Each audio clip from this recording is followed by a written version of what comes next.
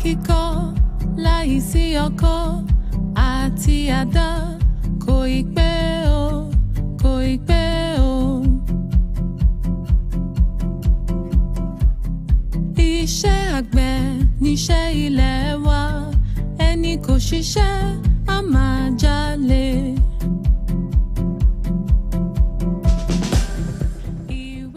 Addressed, and we will go back to the laboratory to see how can we solve this problem regarding hemorrhagic diseases and any other diseases that has not been identified, that maybe personally on your farm you identified and you can present here.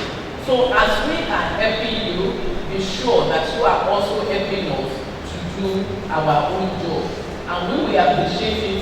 If we want better Nigeria, if we want agriculture to be to contribute to the economy of the country, you have to be part of it.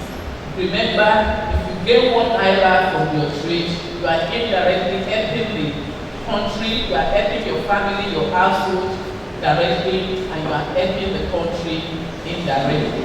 So that is your own contribution to the development of the country. Having said this, I wish every one of us a successful workshop, and I hope that by the time we finish, we will be happy that we're part of this workshop. And with this, I declare open this hemorrhagic disease control workshop. Here is feed and feeding. We should all know that feed and feeding. Feed is one of the most important things that we should all know, the major problem.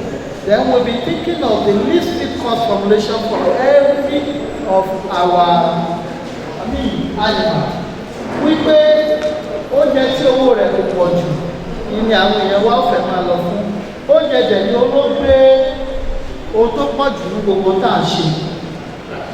Tí a bá ní oúnjẹ, tá a bá ní ẹran nísìnyí, á rí pé oúnjẹ ló gbé ipa tó pọ̀ jù níbẹ̀.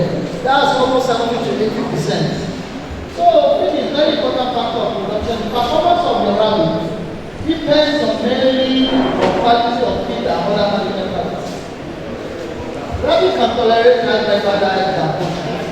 That is, oúnjẹ tá a bá fún àwọn rabbit wa àgbọ̀dọ̀ fún oṣù abẹ́. This rabbit haemorrhagic disease, we share in Nigeria.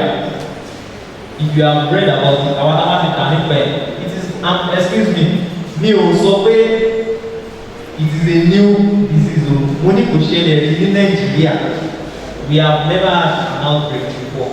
Last year, around June, will be the first time we'll be getting a report of it in Nigeria. Rabbit haemorrhagic disease, if you Google it, it's in Europe. If you Google it, it's in Australia. But we have both good news and sad news for us today. The good news is that we are here today, because if you are not here, if you are not interested, if you are not looking for a solution, you will not be here today.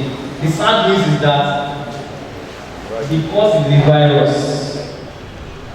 But I'm very grateful, and then I thank God for them to create this program. So may God be with them. Thank the learning of this program. So it will make those students to know about more of this program, about rearing of rabbits. Yeah. The farmers keeping rabbits experienced an outbreak of hemorrhagic disease, whereby the sudden death of the rabbits that they were keeping within 4 hours. Someone said he lost about 10 to 20 animals, and so that's really an outbreak which is not too good.